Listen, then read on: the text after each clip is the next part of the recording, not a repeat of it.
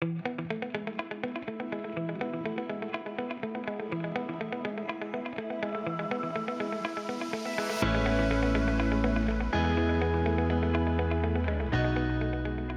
I'm Julie McKeown. I'm the HR Director at Henry Brothers in Macclesfield. So Henry Brothers was formed in 1976 by my father.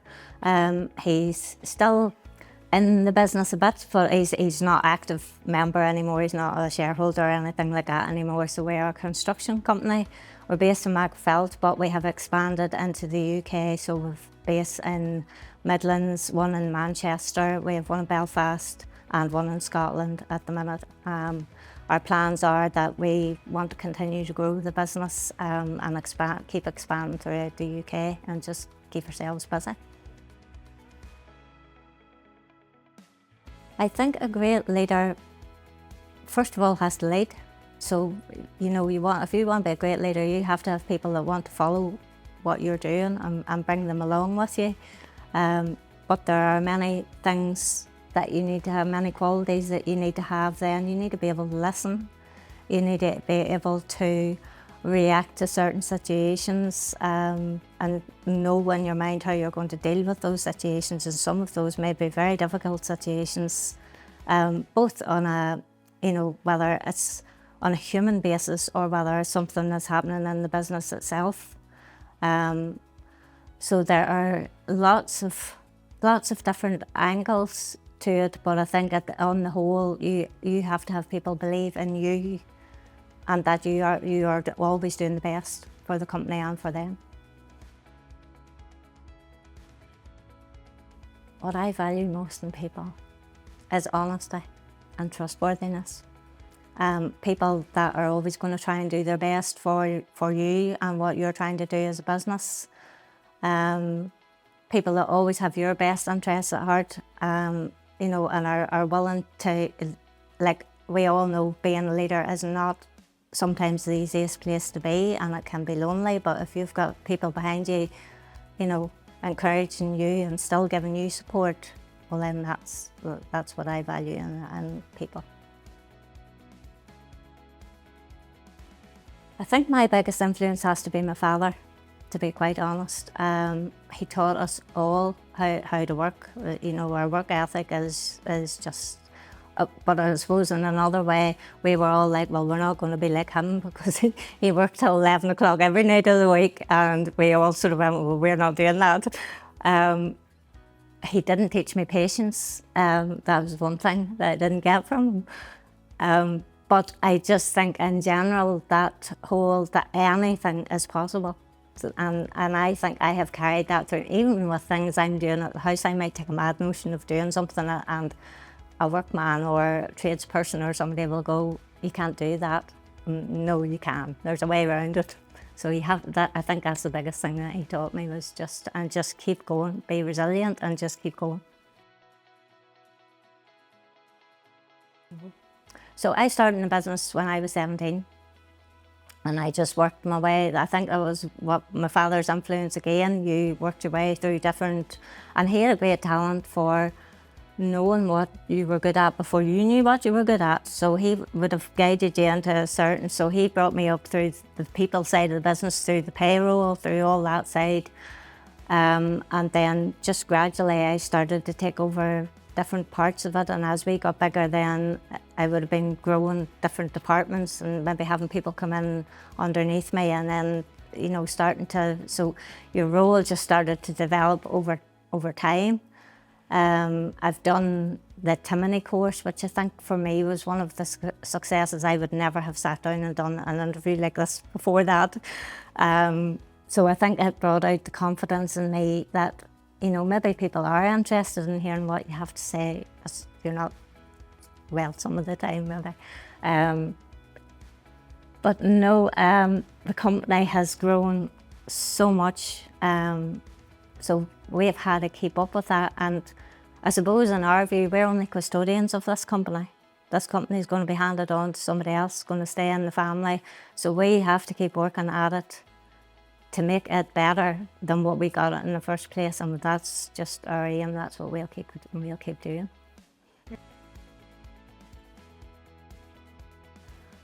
Oh, there have been so many challenges over the years. So I think my earliest of feeling really, really worried was the 2007 crash, where everything in construction just started to go. But we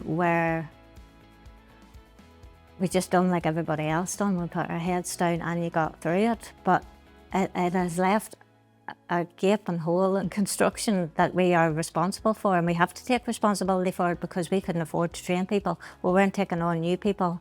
So there's a massive big, like a 10-year hole nearly in the middle of construction, and it's now hidden where we just don't have the skills. So there was that one. COVID was another big one, and I think everybody had that challenge because it affected everybody. But it was how you get through it, and again, it's putting your head down, it's being resilient. It was, that one, communication was absolutely key, and we from day one said, we're looking after our people. We sent them all home. We had people even sent home before they told us we had to, because we were looking at who was most vulnerable. We set up a phone call system, and we phoned every person every week just to see how they were getting on. And then as we could get them back to work, we did get them back to work, but it was mostly about looking after them and again, just getting through it. I think there was a fear at the start, who's going to come back, who's not?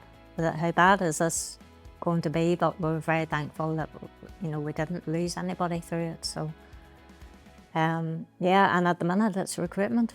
It's a massive challenge at the minute.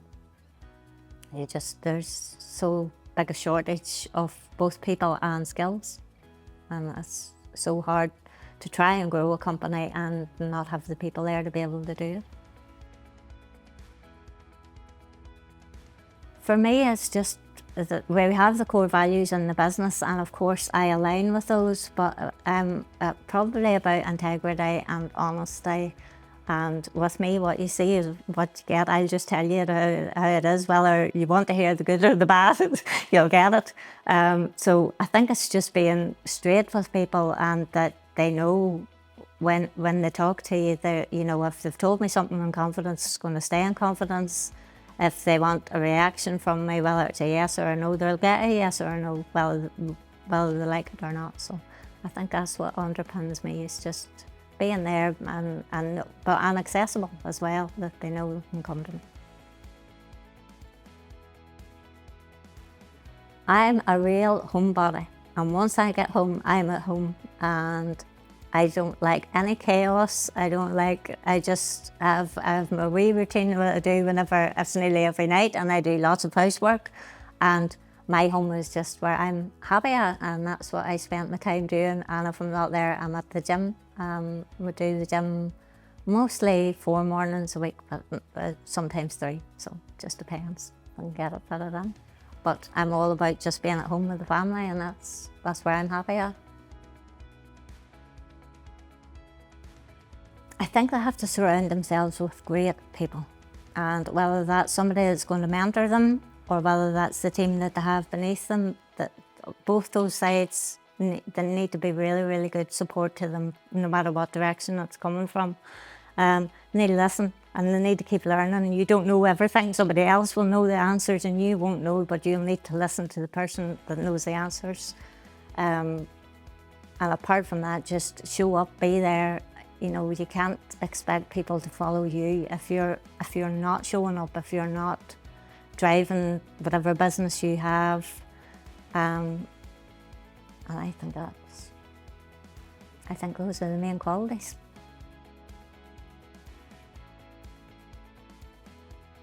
This past couple of years we've gone to Rhodes, and I don't think it's the country itself, I think it's just the hotel that we're going to. It's so nice, but it's a wee place called Janati, and it's way past Lindos, it's way out in the sticks, but it is absolutely gorgeous. So if anybody is after a quality hotel, that is where to go to.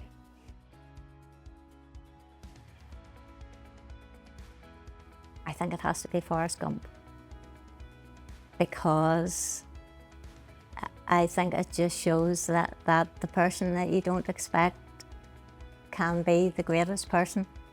where he was able to just start running, and he ran and he ran and he ran, and he was always the best at table tennis. He was always the best at everything, but nobody expected that of him, and nobody even took him seriously when he was talking to them.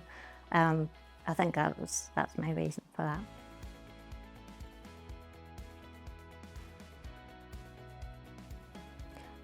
Originally, I was going to be an air hostess.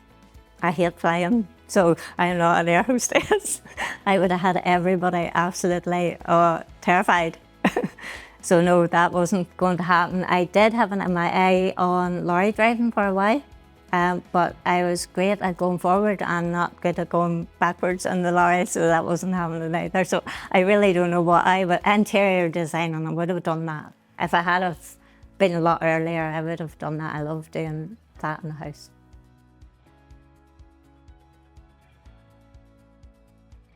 This is going to sound very negative, but you cannot trust everybody.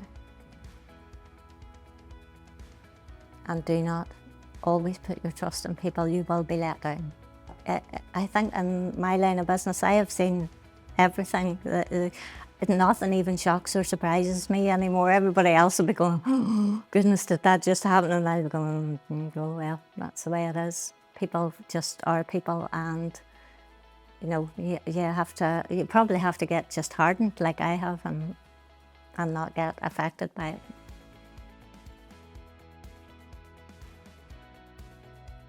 it. Probably I'm a wee bit into my cars. I like my cars, and when I'm getting a new car, I spec it out. Sometimes the garages are a wee bit like, seriously. But yeah, that's probably about the only thing. I'm quite a boring person, actually.